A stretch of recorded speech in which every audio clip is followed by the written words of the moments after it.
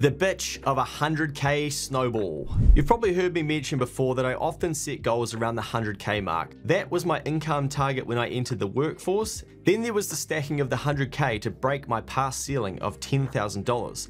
This gave me a huge psychological boost because for many years before I had always been stuck at around $10,000 in savings. 100k, the magical figure. So where the hell does this come from? Well, perhaps I'd heard the late Charlie Munger, who's one of the world's greatest investors, who once said, your first 100k is the toughest to earn but most crucial for building wealth. Here's his exact words: the first $100,000 is a bitch, but you gotta do it. I don't care what you have to do. If it means walking everywhere and not eating anything that wasn't purchased with a coupon, find a way to get your hands on $100,000. After that, you can ease off the gas a little bit. The above makes more sense to me now that I've done it. You start to see the dividends or returns that having $100,000 invested can return back to you, and you start to realize it is a meaningful amount of money. As interest rates have increased, compounding has become a bit more understandable for a lot of people.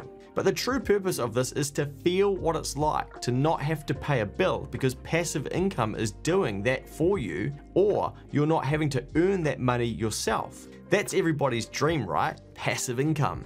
Now, once you've done it once and felt it, perhaps it's the catalyst for you to keep stacking your savings and build up more funds to create even more streams of money or compounding. Now, recently somebody said to me that spending and repaying debt felt more fun and enjoyable than saving money. And I kind of get it, but perhaps looking at the flow-on effect of saving, i.e. passive income, and compounding will excite you. Passive income is a real thing and it is possible, but there are lots of dreamers that think it happens without hard work or putting in actionable steps in order to achieve it. Income streams still require hard work and, more importantly, groundwork, like the saving to get to the 100k. Recently, I watched something that really helped me make more sense of the importance of stacking investments. It all comes back to our mate compound interest. Yeah, we've already heard heaps about this, but check this out.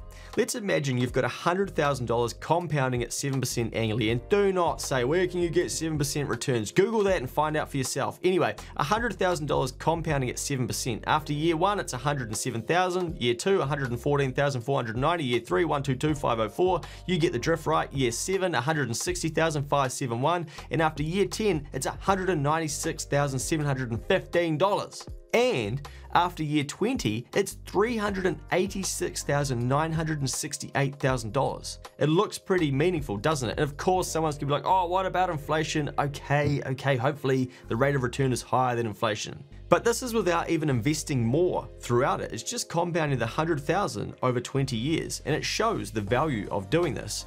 Of course, someone is going to say, where can you get 7% returns? Like I said before, but you can, and people do. So don't get stopped there. Don't get stuck trying to find all the reasons this can't work out, because it's not even the point of this video.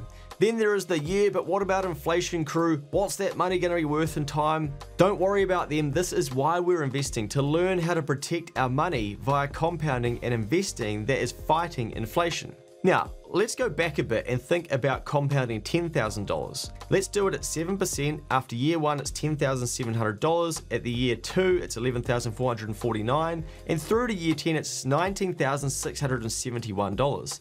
And after 20 years, it's $38,696. Now, after 10 or 20 years, it doesn't really look that life-changing, does it? So I think that's why people don't try and build that big snowball, because of course the bigger the snowball, the faster the snowball rolls.